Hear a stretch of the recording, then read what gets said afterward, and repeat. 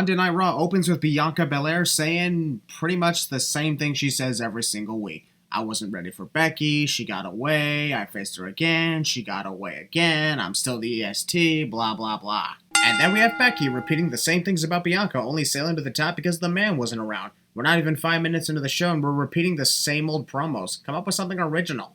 Uncharacteristic of the man, Becky Lynch starts the match by taunting Bianca Belair and then apologizing and begging for mercy when Bianca strikes back. Even as a heel, this is very uncharacteristic of Becky Lynch. Becky Lynch pulled off a fantastic heel tactic by throwing away the turnbuckle and rolling up Bianca by grasping the tights. Though one thing that comes to mind is the referee clearly saw the tactic happen and did nothing about it. I don't mean to sound disrespectful here, but when Austin Theory taunted Rey Mysterio, couldn't Dominic have said anything other than show my pops some respect? Yeah, sure, kid, the arrogant heel is totally gonna do that all because you said so. Funny enough, Dominic Mysterio gets involved in full view of the referee and doesn't get ejected, but what causes the disqualification in Rey's match with Austin Theory is Dominic interfering when the referee missed it. That's odd. Seth Rollins happily dances to the ring, holding onto the contract like it's the Money in the Bank briefcase. What are the odds that he thinks he can cash in that contract at any point in time? Big E lays out the challenge for the WWE Championship tonight, but in typical heel fashion, Seth Rollins says no. For a guy who's been obsessed with wanting to be world champion, now he doesn't want a challenge for it? It's sad when Kevin Owens admits that things haven't been working out for him lately. While he does end up getting a match with Big E tonight, I got a strange feeling that his bad luck will continue. The moment you see Rhea Ripley and Nikki ASH competing tonight, that's the moment you actually remember that the Women's Tag Team Championship exists. Not kidding, been doing these QUICKSINS for nearly 3 weeks now, and this is the first time those titles are brought up on this series. Also, WWE had to make Carmella and Queen Zelina a team for 2 sad reasons that are sins. Because there are literally no tag teams in the women's division aside from the champions. And because it's either that or another rematch between Carmella and Liv Morgan, so it's a lose-lose situation. Chad Gable offers to help Big E, for some reason. Guess this is WWE trying to come up with some tiny build-up to Chad facing off against Finn Balor tonight. I'm taking off 3 sins because the match between Chad Gable and Finn Balor was actually amazing and ended with Finn countering a superplex into a pinfall. I'll be one to say that I'm a fan of RK Bro's new entrance theme. Some mashup themes don't sound good, but who would have thought Randy Orton and Riddle's theme matched together actually sounds catchy?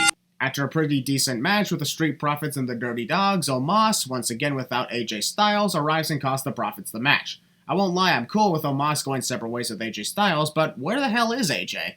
Also, Randy Orton was about to fight with Omos, but WWE decides they don't have time for that. Just when it gets good, time to move on. Poor timing. We move on to Damian Priest taking on T-Bar in a no disqualification match, and it was actually pretty good. On paper, nobody would give a crap about this match, but these two did a good job with the brutality.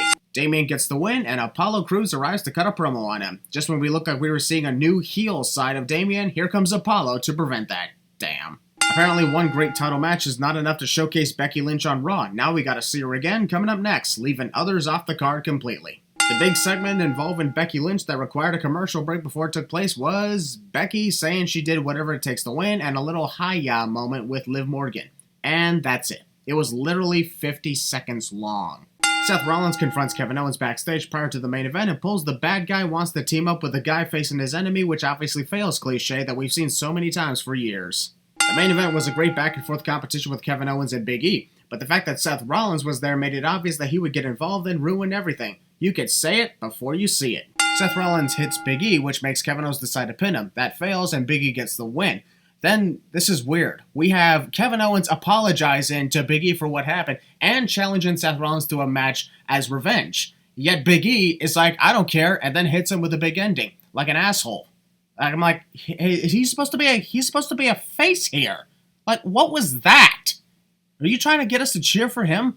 Because that's not how you do it. That just makes Big E look like Big A-hole. You know what? Call him Big A-hole until he apologizes to Kevin Owens, which obviously will be never. I already have a feeling right now that Kevin Owens may cost Big E the WWE Championship as a result of this.